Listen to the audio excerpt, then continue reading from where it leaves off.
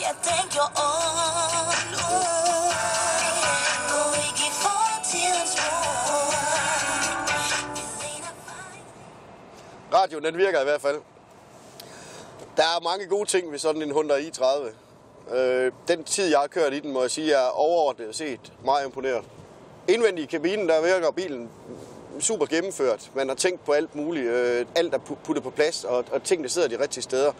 Og det er virkelig, altså man kan kalde det her, chaufførpladsen, man kan kalde det en genial arbejdsplads, fordi alting det sidder de steder, hvor det skal være. Den eneste ting, man godt kunne bruge i den her bil, fjernet eller flyttet lidt andet sted hen, det var triptælleren. Den sidder helt inde ved instrumentet, når man skal skifte på den. Det havde været lidt nemmere at have det ude i en af armene. Men ellers overordnet set, så er tingene bygget rigtig fint op. Lige på landevej, der gør den det rigtig fint. Affjedring og så videre, det passer rigtig fint til at køre langt. Men lad os nu prøve at se, hvordan den klarer den, når vi kommer ud på banen. Vi tager lige en tur på FDM Jyllandsringen, hvor vi skal prøve at se og lege rigtig med bilen. Som vi lovede med Hyundai i30, så vil vi tage den med en tur ud på Jyllandsringen. Her skal vi prøve at se, hvordan den fungerer i praksis. En relativt god familiebil, fordi den har også 5 døre, så man kan også få børn ind på bagsædet. Men Hyundai i30 her, den har også en konkurrent. Konkurrenten er den her, Kia ProSeed. I bund og grund er det 2 ens biler. Det er den samme motor, samme opbygning og det hele. ProSeeden er en lille bitte smule forskellig fra Hyundai i30. I ProSeeden der er der læderstue i, og man påstår, at man har en Porsche-optimeret undervogn. Det der med Porsche-optimeret undervogn, det er så meget sagt, fordi det eneste man har gjort, det er, at man har stjålet en medarbejder fra Porsche, som får lov at lave undervognen. Men okay, det lyder pænt. Men lad os prøve at køre et par ture her rundt på ringen, se hvordan det fungerer. Sæt den lidt op mod hinanden.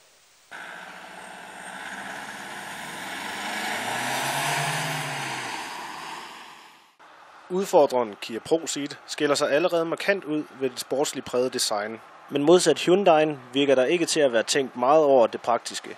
Det ses blandt andet ved, at det er svært at overskue bilens hjørner. Og desuden trækker den mængder af skidt op på bagklappen, som giver sorte fingre, når den skal betjenes. Til gengæld er ProSeedens indre både rummeligt og funktionelt for en 3-dørsmodel. Rent udstyrsmæssigt er Hyundai i30 veludrustet prisklassen taget i betragtning, og detaljer som USB-indgang i radioen, klimaanlæg og elruder hele vejen rundt er praktiske og rare i hverdagen. ProSeed lader heller ikke meget tilbage at ønske og tilføjer oven i købet læderstue på listen. Men intet er jo gratis, og den imponerende Sport X tilvalgspakke, der blandt andet inkluderer førnævnte læderstue, vil det også stå køber i 30.000 kroner. I basismodel er ProSeed og i30 næsten identisk udstyret, så det er ikke her kampen afgøres. Køredynamisk er der forskel på de to modeller. Begge er dog glimrende til såvel landevej som motorvej. Og de brede dækmonteringer sørger for, at de begge holder godt fast i vejen, både under acceleration og nedbremsning. Hvad angår motorvejskørsel er der for både ProSeed og i30 et irritationsmoment i den kraftige servostyring, der har en tendens til at gøre dem lidt levende ved høj fart. Men på intet tidspunkt bliver de direkte nervøse i styringen. Hvad vindstøj angår, er ProSeeden en smule mere støjende end i30. I ProSeeden er affjedringen fast, hvilket gør, at man kan mærke ujævnheder og lapninger i asfalten mere end i i30, men den er hverken egentlig hård eller ukomfortabel. i30'en sejler mere. Den er ikke så fast og solid på vejen som ProSeeden. Den er langt fra en drivers car, men på den anden side kører den glimrende i frisk tempo på småveje. Den 2 liter store dieselmaskine, der driver begge modeller, yder 140 hestekræfter og et moment på 305 Nm ved 1800-2500 omdrejninger. Accelerationen er frisk og til tider direkte imponerende, når først den lange turbotune på op til 3 sekunder er overstået. Dette gør, at motoren skal holdes i et højere omdrejningstal, end hvad man normalt ville gøre ved en dieselmotor for at få kraften klar med det samme. Men den slags koster jo. Det bringer os til brændstofsøkonomien, der ikke er imponerende for nogle af modellerne. i30 er opgivet til et snit på 18,2 km på literen, og ProSeed 17,9. Vi havde dog svært ved under blandet kørsel at få nogle af dem til at gå over 13-14 km literen.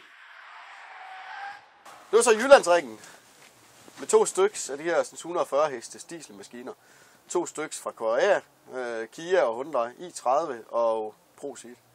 Og Lars, nu var du leger også. Det var meget hyggeligt ude på sådan en bane. Men er det så på banen? Jamen altså, det var underholdende, det er helt sikkert. Så det fungerede godt, synes jeg. Jeg er meget, meget overrasket over, hvor godt SP og ABS, og jeg skal give dig skade, det virker. Elektronikken hjælper også virkelig rundt derude i dag. Ja. Det er en familiebil, men du kan faktisk køre pænt sveden for nu siger det populært, ikke?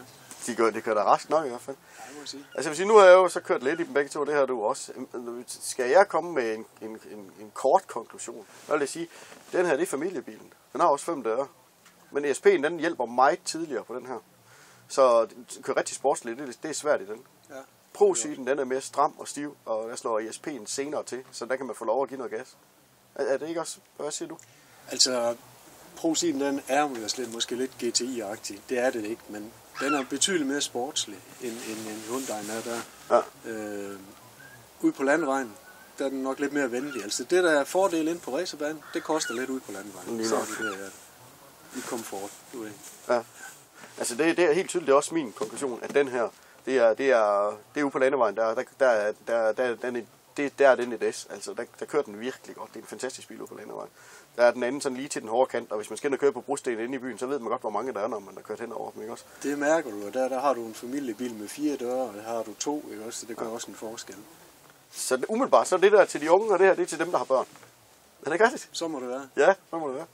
Det kunne have været sjovt, hvis vi var derude på i en rigtig racerbil, var. Når vi er på Jyllandsringen, så lige få en tur i sådan en sportsvogn, der kan noget. Ja. Men har vi ikke Gunnar med herude? Hvor blev han egentlig af? Det ved jeg ikke. Jo, han var her da lige før. Ja. Der har vi ham. Altså, det er en sportsvogn. Ja, det er en folkesportsvogn, kan man sige. Det er en sjælden bil i Danmark. Det er en Subaru Impreza. Den er 10 år gammel. Næsten. Det er 99'er. Og 2 liters turbomotor benzin med 218 heste. Og det var sådan set den fattige mands M3'er. Den fattige mands M3'er? Ja, den kostede cirka en tredjedel af, hvad en M3'er kostede. BMW M3 kostede dengang, og på mange områder, der kan den faktisk følge med. Ikke i direkte linje i tophastighed, men på vejen, hvis den snor så let. Det er også en turbomotor, ikke? Det er en turbomotor, ja. Så har den vel også mere moment end M3'er? Det ved jeg faktisk ikke. Det ved du faktisk ikke. Det kunne du komme ind på en prøve. Ja. Men det er, fabrikken selv siger, at den ryger fra 0 til 100 på lige godt 6 sekunder. Der er flere blade, der har testet den til under 6 sekunder. Ja, det er jo så den er ret hurtig. Og det er fordi, den er firehjulstrukken. Og den tager fat med alle 4 poter, når du starter. Det er ikke sådan som de der, når vægten ryger tilbage, så trækker den jo på baghjulen, og så får den det pres, der skal til. I England er det jo noget af en kultbil. Den blev af det kendte engelske blad Car udnævnt til årtiets bil i 90'erne. Og det var blandt andet på grund af, at den valgte, selvfølgelig ikke lige den her, men altså den er forlæg for den bil, der vandt VM i rally 3 år i træk. 95, 96 og 97. Og de vandt faktisk også et år mere, hvor det var fabriks, altså. Nu skal du lade være med at stå der og pludre, nu skal du ud og køre en, så vi kan se, hvordan den kører. Ja, det er ikke så godt i dag, fordi der er jo is på banen her. Så skal vi se, om den kan køre sidelæns, skal vi. Det kan den helt sikkert, det har vi allerede prøvet. Godt, det skal vi se nu. Så den kan køre meget sidelæns.